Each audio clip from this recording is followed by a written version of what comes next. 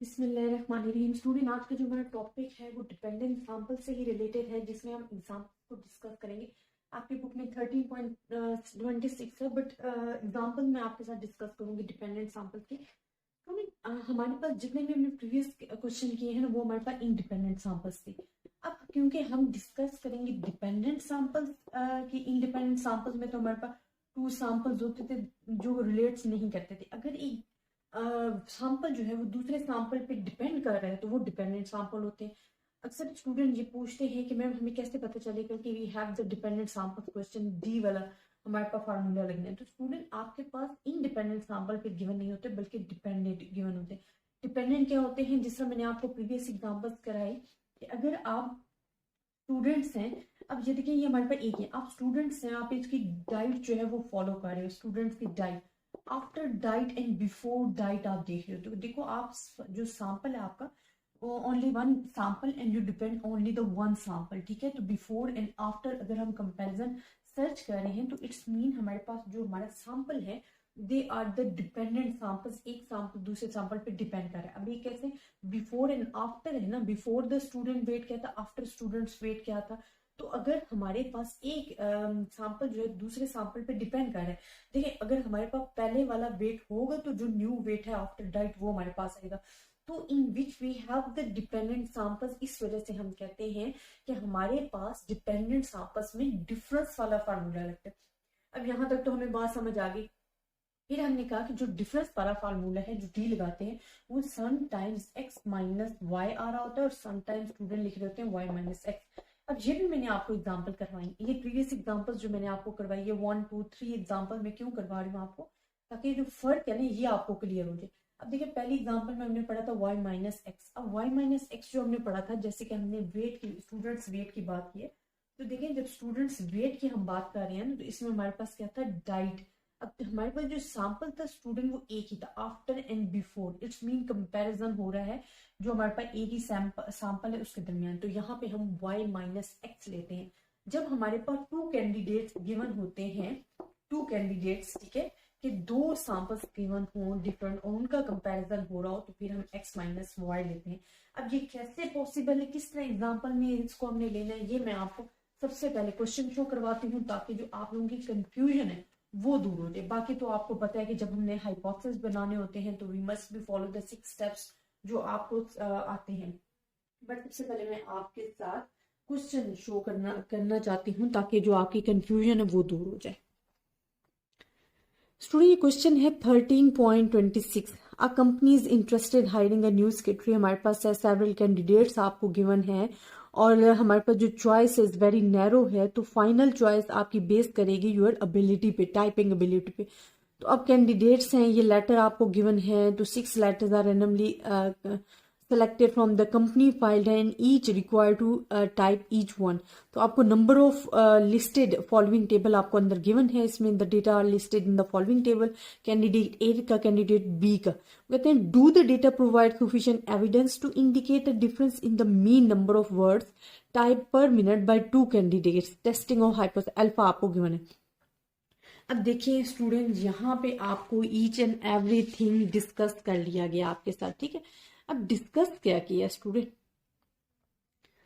अब यहाँ पे हमारे साथ क्या डिस्कस हुआ, देखिए सबसे पहले आप देखें यहाँ पे कुछ ग्रेटर देन लेस देन की बात नहीं हुई। दो कैंडिडेट्स आपको गिवन थे और उनकी हमने वैल्यूज फाइंड करनी थी। अब कैंडिडेट ए गिवन था, कैंडिडेट 2 गिवन था। कैंडिडेट ए जो है वो एक्स है, कैंडिडेट 2 जो है वो वाई है। पहले मैं आपको यहाँ से मेन समझा दूँ। या आपके पास है 62 है जी, 60 है, 65 है, 65 के बाद 58 है, 58 है, 59 है, 64 है।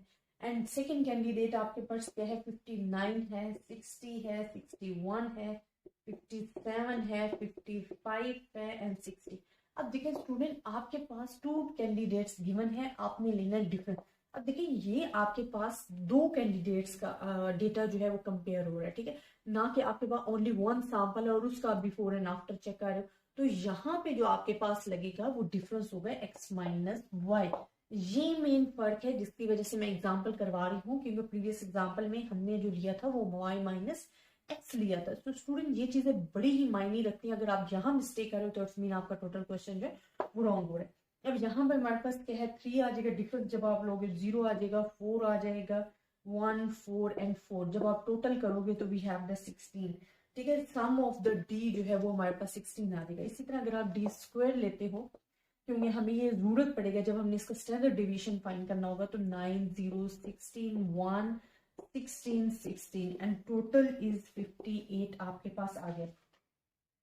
अब स्टूडेंट हमारे पास ये तो हमने फाइंड कर लिया डेटा, आप देख सकते हो। ठीक, मेन चीज क्या होती है, देखो हमारे पास 6 स्टेप्स होते हैं। ये मैं रेज कर रही हूँ क्योंकि मेरे पास इतनी स्पेस नहीं है, लेकिन ये आपको सिर्फ समझाने के लिए कि ये हमने x माइनस वाई क्यों लिया। ठीक है, फिर मैं आपके साथ साथ जो स्टेप करवाती हूँ उनमें ये चीजें ऐड करवाऊंगी जो कि आपने याद रखनी है। Summation of D and summation of d square आपके पास क्या है। और स्टूडेंट जब हाइपोथेसिस आप कर रहे होते हैं ना, तो सबसे पहला स्टेप होता है कि आपने नल एंड अल्टरनेटिव हाइपोथेसिस बनाना। अब यहाँ पे देखेंगे आपको कहीं भी नहीं गया कहा गया कि आपने लेस देन लेना है, कहीं भी नहीं कहा गया कि ग्रेटर देन लेना है। जब ऐसी सिचुएशन हो तो it's mean we have the normal situation, और ये आपके पास बनेंगे हाइपोथेसिस, सिंपल हाइपोथेसिस। जब आपको कुछ नहीं गया, ना लीस्ट ना मोर की बात हो रही है, तो नॉर्मल पॉपुलेशन है। सेकंड स्टेप आपके पास होता है लेवल ऑफ सिग्निफिकेंस। अब जो लेवल ऑफ सिग्निफिकेंस है ना, वो आपको क्वेश्चन में भी गिवन दे दिया गया। अगर आप देखोगे कि आपके पास अल्फा क्या है, तो स्टूडेंट वो आपको गिवन दे दिया गया। अल्फा आपके पास 0.02 है। फॉर एग्जाम्पल अगर आपको अल्फा ना गिवन होता तो फिर आप ले सकते थे 0.05। थर्ड स्टेप भी बड़ा इंपॉर्टेंट होता है, उसमें आपने टेस्ट स्टैटिस्टिक या मतलब कि आपने फार्मूला जो है वो अपना डिस्कस करना होता है। अब टेस्ट स्टैटिस्टिक में जो फार्मूला डी के लिए होता है, एक तो टी डिस्ट्रीब्यूशन यूज हो रही होती है, फिर हमारे पास डी बार माइनस यहाँ स्पेसिफिक वैल्यू म्यू डी, जो हमारे पास है म्यू डी आ रहा है, एंड हमारे पास क्या आ रहा होता है S D and divided by under root n. ये स्टूडेंट आपके पास आ रहा है।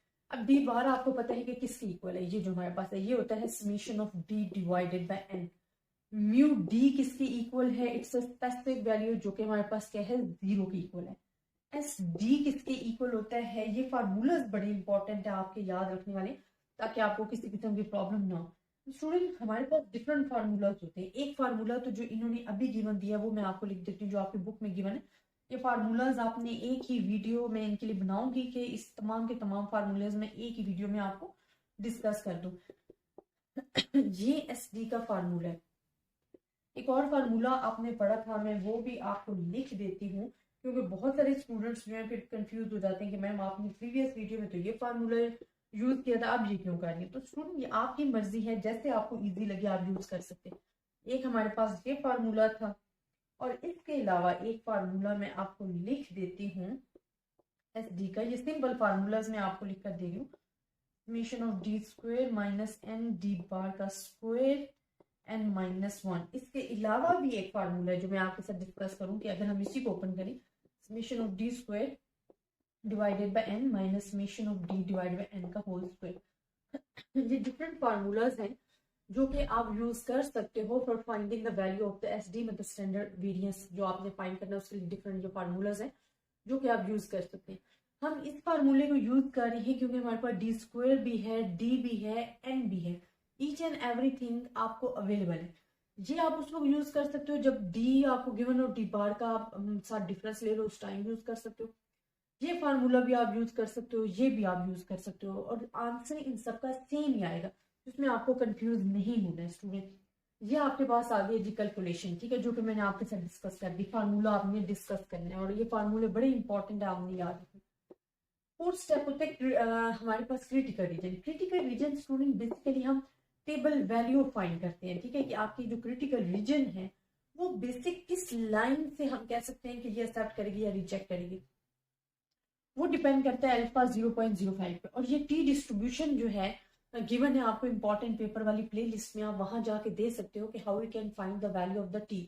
तो उसका तमाम मेथड जो है about the G distribution table जो है, टी डिस्ट्रीब्यूशन एफ टेबल, वो तमाम के तमाम इंपॉर्टेंट पेपर वाली प्ले लिस्ट जो है वहां पे आपको गिवन आप मेथड दे सकते हो। मैं क्योंकि मैंने आपको ऑलरेडी उसका मेथड बताया हुआ है तो मैं डायरेक्ट वैल्यू लिखी हूँ कि अगर आप करोगे फाइंड इसको तो आपके पास जो वैल्यू आएगी वो आएगी जी, क्रिटिकल वैल्यू आपके पास आ जाएगी -3.365 और सेकेंड में प्लस माइनस मतलब आएगी, ठीक है, एक में प्लस एक माइनस, आपने दोनों के लिए फाइंड करनी है because we have the two tail test है। अब स्टूडेंट आपके पास क्या आदत है और ये कैसे फाइंड करनी है, इसके लिए आपने कंफ्यूज नहीं होना, मैं आपको बार बार बता रही हूँ। जो इम्पोर्टेंट पेपर वाली प्लेलिस्ट है, इम्पोर्टेंट पेपर वाली जो प्लेलिस्ट है, वहां पे आपने जाके देखना है, वहां पे आपको जो टी टेबल देखने का मेथड है वो आपको गिवन है, जी का भी गिवन है, एफ का भी गिवन है। देन आ जाती है कैलकुलेशन। अब स्टूडेंट कैलकुलेशन तो वेरी सिंपल, क्योंकि अभी मैंने आपको बताया कि डी बार आप फाइंड कर सकते हो। डी बार कैसे फाइंड सकते हैं, हम फाइंड कर सकते हैं summation of d divided by n. अब सम ऑफ द डी हमने 16 फाइंड किया था, तो 16 डिवाइडेड बाय 6, 16 डिवाइडेड बाय 6 जब आप करते हो तो you have the value of this one. Mu D आपको गिवन है 0।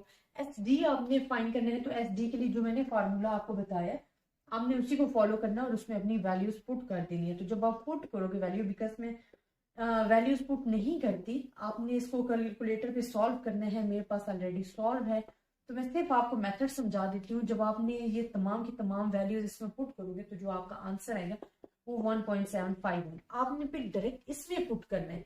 ये आप जब पुट करोगे ना अपनी वैल्यूज, तो यहाँ हमारे पास क्या है 2.667 माइनस यहाँ 0 आ जाएगा, ये हमारे पास आ जाएगा 1.751 divided by under root n जो है वो हमारे पास है 6। जब इसे आप सॉल्व करोगे तो आंसर आएगा 3.731। बिकॉज आप कैलकुलेटर पे सॉल्व करोगे तो आपके लिए इजी होगा। नेक्स्ट स्टेप होता है जी कंक्लूजन। आपने कंक्लूजन क्या देना। स्टूडेंट क्रिटिकल रीजन जो हम फाइंड करते हैं ना वो होता है इस वजह से है ताकि हम बता सकें कि हमारी वैल्यूज की जो लिमिट्स हैं वो कहाँ तक हैं। ठीक है, हमारे पास 2 -3.365 एक आया था, एक वैल्यू थी +3.365। ये हमारे पास रिजेक्शन रीजन होते हैं टू टेल टेस्ट में, और जो मिड वाला है वो एक्सेप्टेंस रीजन है। अगर वैल्यू एक्सेप्टेंस रीजन में फॉल करेगी तो हम अपने कंक्लूजन को एक्सेप्ट करेंगे, अगर रिजेक्शन रीजन में फॉल करेगी तो हम रिजेक्ट कर देंगे। अब आप देखो आपकी जो वैल्यू है ना वो है 3.7। इट्स मीन 3.7 आपके पास कहाँ पे आ रहा है, वो यहाँ पे नहीं आ रहा है, वो आ रहा है 3.7, तो 3.3 से बड़ा है, ग्रेटर है, 3.331 है, 731। अब स्टूडेंट ये जो वैल्यू फॉल कर रही है ये हमारे पास फॉल कर रही है इन द रिजेक्शन रीजन, तो वी रिजेक्ट H नॉट। तो हम क्या करेंगे, रिजेक्ट H नॉट कर देंगे। स्टूडेंट अगर ये वैल्यू फॉल करती एक्सेप्टेंस रीजन में तो हम एक्सेप्ट करते। अच्छा, बहुत सारे स्टूडेंट्स ऐसे हैं कि वो ये डायग्राम बनाए बिना जो है कंक्लूजन फाइंड कर रहे होते हैं और उनका मेजॉरिटी जो कंक्लूजन होता है वो गलत होता है। तो स्टूडेंट आपने ये देखना है कि हमारी वैल्यू डायग्राम बना के देखना है कि क्या ये फॉल करेगी एक्सेप्टेंस रीजन में या रिजेक्शन रीजन में। इस तरह एग्जामिनर को भी ये क्लियर हो जाता है कि बाकी जो स्टूडेंट जो है, जो बच्चे एग्जाम दे रहे हैं उनका कॉन्सेप्ट क्लियर है, तभी तो वो डायग्राम से शो कर रहे हैं और जो आपको खुद भी आसानी होगी, आप इजीली उस चीज को सॉल्व कर सकते हो।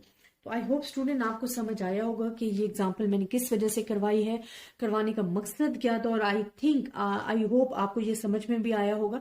अगर आपको फिर भी इनसे रिलेटेड किसी भी किस्म की कंफ्यूजन है तो स्टूडेंट आप मुझसे डिस्कस कर सकते हो। ज़्यादा से ज़्यादा स्टूडेंट्स के साथ शेयर कीजिएगा। अगर आपको फिर भी किसी किस्म का प्रॉब्लम है आप मुझसे डिस्कस कर सकते हो।